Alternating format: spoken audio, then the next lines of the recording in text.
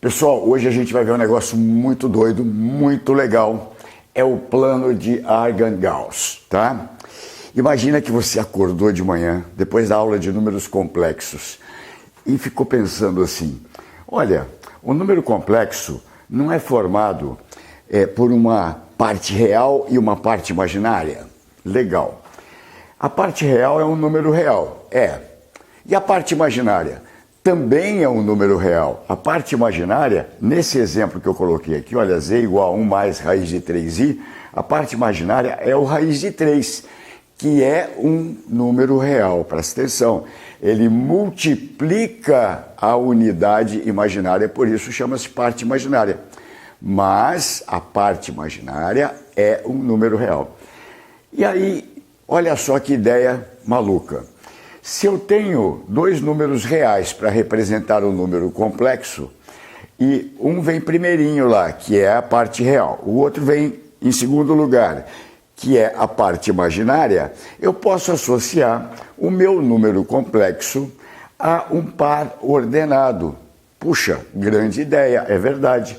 Todo número complexo você consegue representar como um par ordenado. É só combinar, né? É só estabelecer, olha, o primeiro vai ser a parte real e o segundo vai ser a parte imaginária. Legal, mas não foi a gente que acordou e teve essa ideia, né? Dois matemáticos aqui contemporâneos, o Argand e o Gauss, não trabalharam juntos, mas desenvolveram essa ideia e basicamente na mesma época, né? Então, o que é que a gente ganhou? A gente passou a chamar aquilo que era o plano cartesiano para a gente, quando trabalhando com complexos, de plano complexo ou plano de Argand-Gauss. Ok? Tudo bem? Por que plano? Ora, porque pares ordenados podem ser representados no plano. Já lá no Descartes a gente fazia isso, você viu isso em geometria analítica, você deve ter visto também com funções, não é? Então, olha só, como é que ficaria, por exemplo, o número z igual a 1 mais raiz de 3i representado dessa forma?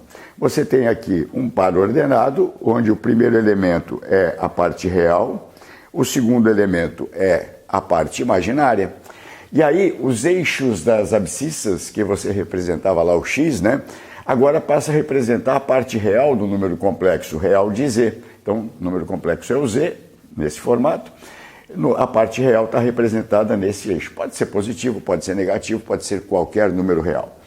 E a parte imaginária, que também é um número real, está representada no eixo das ordenadas, e eu passo a chamar o eixo de imaginário de z, tá bom? Parte imaginária de z. Muito bem. Com isso, gente, olha o que aconteceu. O 1 raiz de 3 passa a ser esse ponto. Olha só. Então, no plano complexo, cada número complexo pode ser representado por um ponto. Se eu mudar o ponto de lugar, eu tenho outro número complexo. É só ver qual é o valor da abscissa e da ordenada. Tranquilo aí? Muito bem. Prosseguimos. Gente, vamos avançar nesse contexto então. A forma algébrica que você conhece é essa, né? A mais BI.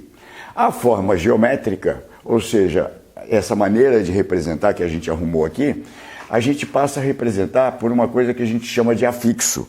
Este ponto ganhou o nome de afixo, tá? Então, cada número complexo tem um afixo. Legal. Representado pelo par ordenado, se o número é AB, o par AB. Então, aqui foi um exemplo, aqui eu generalizei, vale para todos os números complexos. Puxa, que legal. Já que nós estamos aqui, né, botamos o ponto lá, o número complexo como um ponto no plano, por que não imaginar um vetor? Vetor olha só, se eu ligar a origem desse sistema, que é o zero, né, 0, 0 lá, a origem do sistema até o afixo, tá certo? Eu consigo imaginar um vetor. E por que não representar o número complexo, então, através de um vetor? Se você lembrar que os números reais são complexos, né? Onde a parte imaginária é zero, então, por exemplo, 1 mais 0i, né? Seria um número real, né? E representar dessa forma, você tem aqui o módulo, né? Do vetor, você tem um vetor aqui, é só desenhar ele. E o módulo é exatamente o tamanho, a posição ali. Então, por que não imaginar né, um número complexo tendo um módulo. Então, você vai falar assim, puxa, mas o vetor, lá na física, é representado por módulo, direção e sentido. Sim, continua com o mesmo raciocínio que vai dar certo. Olha só, a gente vai ter o módulo como a distância da origem até o afixo. Legal. Vou representar aqui pela letra grega ρ, tá bom? Muito bem. E a direção e o sentido? Ora, se você ligou a origem ao afixo, você tem uma direção, você tem uma reta aqui, né? Esses dois pontos determinam uma reta. Mas e o sentido? Como é que eu sei que é para lá ou para baixo? Nós vamos fazer o seguinte, através desse ângulo. Do mesmo jeito que na trigonometria, nós vamos adotar aqui os ângulos, olha, a partir daqui, desse eixo, do eixo dos reais, girando no sentido anti-horário, tá? Nós vamos ter um ângulo θ. E, obviamente, que se o θ estiver aqui no primeiro quadrante, é para cá, o sentido é para cima. Se eu aumentar o θ e jogar ele, né, fizer ele dar a volta para baixo, vai ser para baixo, é outro número complexo. Puxa vida, professor, agora que eu estava entendendo números complexos, né? 1 mais raiz de 3i, fiz operações, etc. Para que complicar? Na verdade, não é complicar. Matemático faz isso, ele começa a ter ideia, vai explorando e, de repente, pode ser que ajude. E, no caso, esse desenvolvimento, esse tipo de raciocínio que a gente está seguindo aqui, a gente vai chegar na forma trigonométrica e ela ajuda pra caramba em cálculos mais complexos. Ó, números complexos, cálculos mais complexos. A forma trigonométrica vai ajudar muito. Então, vamos seguir essa linha, vamos ver o que esses matemáticos aqui desenvolveram para nós, tá bom? Aqui, voltando aqui ao vetor, vetor tem módulo, direção e sentido. Muito bem. A direção e o sentido vão ser dadas pelo ângulo θ e o módulo pelo tamanho aqui dessa seta, desse vetor, tá certo? Que eu representei por ρ. Muito bem. Então, módulo de Z, eu posso representar o módulo do número complexo dessa forma, entre duas barras, ou vou chamar aqui de ρ. Já o ângulo θ, não é isso? Que vai dar direção e sentido do nosso vetor, a gente chama de argumento do número complexo. Então, o número complexo passa a ter um módulo e um argumento. A gente chama esse parzinho aqui, olha, quando é dado nesse formato, ou seja, módulo e argumento, de coordenadas polares, legal? Então, quando te pedirem as coordenadas polares do número complexo, você vai ter que achar o ρ, que é o tamanho disso aqui, desse vetor, e o ângulo, que é o θ, que a gente chama de módulo e argumento. Vamos fazer um exemplo? Mas antes vamos pensar o seguinte, já que eu generalizei, eu vou pensar aqui num número complexo Z igual a A mais BI. Assim vale para todo mundo, ok? Posicionei aqui, então o valor aqui da abscissa seria A, não é? Que é a parte real. O valor da ordenada seria B. Bacana, legal. Como é que eu posso obter esse ρ conhecendo A e B? Ou seja, se eu tiver um número complexo nesse formato, né, na forma algébrica, como é que eu descubro o ρ? Você já deve ter visto, né? Aqui tem um triângulo retângulo, cara. Óbvio, você pode aplicar Pitágoras. Como assim? Olha só, se daqui a aqui mede B, daqui a aqui mede B também. Você tem um triângulo retângulo aqui do lado de cá, olha que bacana. A gente pode dizer, então, que ρ ao quadrado, né, porque é hipotenusa, vai ser A ao quadrado mais, esse aqui é B, ó, B ao quadrado, igual a A quadrado mais B quadrado. E com isso, não precisa decorar. Se você entender o conceito, né, você resolve na hora, mas se você preferir, você pode dizer que ρ, que é o módulo de Z, pode ser representado assim também, é a raiz quadrada de A quadrado mais B quadrado, tá? Tem uma formulinha para achar o módulo, mas você consegue resolver. Como a gente usa isso?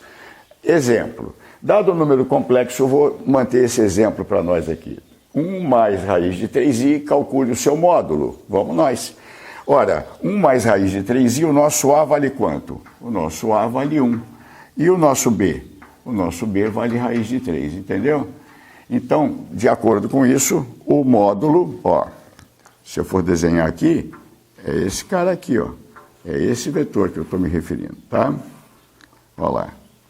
Eu quero esse ρ, tá? Então, o módulo ρ ao quadrado é igual a 1 ao quadrado mais raiz de 3 ao quadrado, tá? Ou aplica direto a fórmula, ou usa Pitágoras de novo.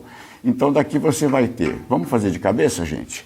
Rho ao quadrado, 1 ao quadrado é 1, raiz de 3 ao quadrado, aqui, olha, você simplifica, né? E você vai ficar com 1 mais 3, que é 4. Se Rho ao quadrado é 4, o nosso Rho vale 2. Então o módulo do número complexo 1 mais raiz de 3i, que eu usei lá no exemplo, vale 2. A medida aqui, o módulo desse vetor é 2. Legal? Facinho pra caramba, né? Tá bom, mas e o θ? Porque afinal de contas, para determinar o vetor, né, o ponto, para ter certeza onde ele está, porque se eu pensar no módulo 2, eu faço aqui uma circunferência e vou ter um monte de números complexos, né? Olha, né? Que a distância é 2. Então eu preciso determinar este ângulo aqui, que é o θ, não é isso? Vamos determinar esse θ. Como é que você faz isso? Volta para o genérico antes do exemplo. Então eu tenho aqui a parte real A, a parte imaginária B, tenho um triângulo retângulo, matou. Tangente de θ, cateto oposto, dividido pelo cateto adjacente. Então a gente vai usar isso. A gente vai usar a trigonometria, olha lá. Tangente de θ igual. Trigonometria no triângulo retângulo, trigonometria básica. Cateto oposto é essa medida, mas essa medida é B, dividido pelo cateto adjacente, que é A. Volta para o nosso exemplo, vamos resolver? Olha, nesse nosso triângulo aqui, quem é o cateto oposto? É essa medida, que é raiz de 3, mais ou menos 1,7, né? Está aqui, dividido por A. Então, no nosso caso, nós podemos dizer que a tangente do nosso θ, no nosso exemplo, é, olha lá, ou se você quiser direto B sobre A, raiz de 3 sobre 1, ou olhando no triângulo, raiz de 3 sobre 1. Olha lá, raiz de 3 sobre 1. Tá, professor, mas eu preciso do θ, que é o argumento, e não da tangente. Pois é, ou você tem uma tabela, ou o enunciado vai fornecer para você, ou você tem acesso a uma calculadora, ou a um computador, ou está naquela tabelinha que você decorou. E você sabe que tangente, raiz de 3 sobre 1 é raiz de 3, né, pessoal? E você sabe que tangente de 60 graus é raiz de 3. Pronto. Então você achou o θ. O θ vale 60 graus aqui, ó. Com isso você tem as coordenadas polares do número complexo 1 mais raiz de 3i. Olha só. Você pode dizer que as coordenadas são Rho igual a 2 e θ igual a 60 graus. Tranquilo? E aqui você pode pensar, então, mais uma forma de ver o número complexo, que é a tal forma trigonométrica, tá bom? Não é difícil, presta bastante atenção. Parece um pouquinho complicado. A princípio você fala, mas gente, está complicando. Não. Na hora de você fazer multiplicação de número complexo e elevar um número complexo à quinta potência, né? Isso vai ajudar muito. Vem comigo. Eu vou te mostrar como é que se chega à forma trigonométrica. Depois a gente trabalha com ela, tá bom? As vantagens de trabalhar na forma trigonométrica você só vai compreender definitivamente na hora que fizer exercício, tá bom? Mas vamos entender da onde ela vem. Observa o nosso triangulinho aqui de novo, né?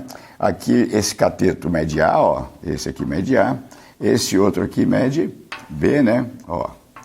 Porque é essa mesma medida. E eu estou me referindo ao número cuja forma algébrica, então vamos ver aqui a forma algébrica dele, né? Algébrica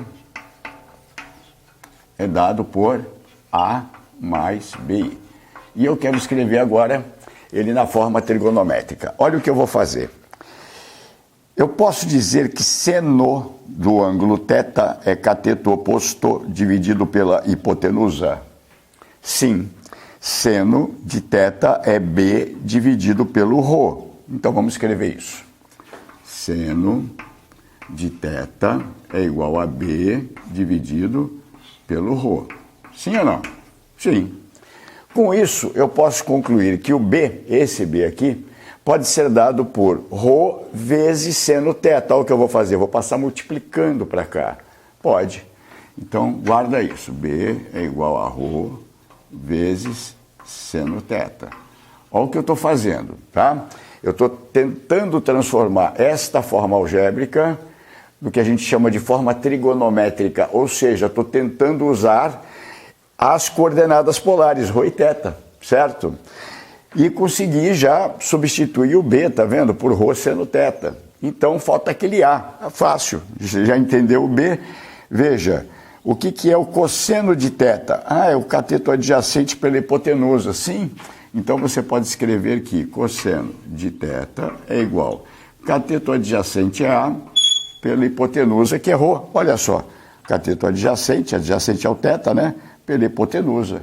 Puxa, e se passar o ρ multiplicando aqui, olha o que vai acontecer. Você vai poder dizer que esse A é igual a ρ vezes cosseno de θ. Que bacana! Então, dessa forma, o meu número complexo Z, que estava na forma algébrica como A mais BI, ele pode ser escrito agora assim, olha, o mesmo Z, tá? Que lá é o Z. Pode botar aqui se quiser. Esse aqui é o Z. O mesmo Z pode ser escrito. Quem é o A? ρ vezes cosseno θ. Tá. Mais B vezes I. Quem é o B? B é ρ vezes seno θ. Pessoal, vezes I. Presta atenção que eu vou fazer. Se eu botar o I aqui, vai dar a impressão que é seno de θi. E não é. É ρ vezes seno de θ vezes o I. O que a gente costuma fazer? Traz esse I que está aqui, ó, lá naquela ponta, para o lado de cá. E pode, professor? Claro que pode. A multiplicação, a ordem dos fatores não altera o produto. Então, para ficar claro, só por isso, tá bom? E se você prestou bastante atenção, esse ρ que aparece aqui é o mesmo que aparece aqui, né? E você tem uma soma de dois termos, o ρ é fator comum. E com isso, você pode escrever o teu número complexo A mais BI neste formato bonito aqui, olha, ρ vezes cosseno de θ mais I vezes seno de θ. E esta forma de escrever o número complexo a gente chama de forma trigonométrica do número complexo Z. Bacana, né? É bonito isso aqui. Isso aqui vai ajudar muito na hora de fazer multiplicação, divisão e potências de números complexos. Você vai ver e vai gostar disso aí, como ajuda, tá bom? Como é que ficaria, só a título de exemplo, este número Z aqui, 1 mais raiz de 3, na forma trigonométrica? Bom, o que você precisa? Se você guardou esse formato, você vai decorar essa forma, tá? Você precisa do ρ e do θ, aí é só substituir. Ora, o ρ vale quanto aqui? Vale 2. E o θ, 60 graus. Como é que ficaria este mesmo ponto, este mesmo Z, naquele formato? Ele ficaria assim, olha, 2 vezes cosseno de 60 graus mais I vezes seno de 60 graus. Certo? Essa seria a forma, vamos deixar mais limpinho aqui para você entender. Ó, essa seria a forma trigonométrica deste afixo, deste ponto, deste número complexo. Este número e este são exatamente o mesmo complexo. Duas formas diferentes de representar o mesmo. Tá bom? Espero que você tenha compreendido. Se foi muita coisa para você, muita novidade, sugiro que reveja a aula para assimilar bem isso antes de fazer exercício e depois vamos embora fazer bastante exercício. Obrigado por sua atenção.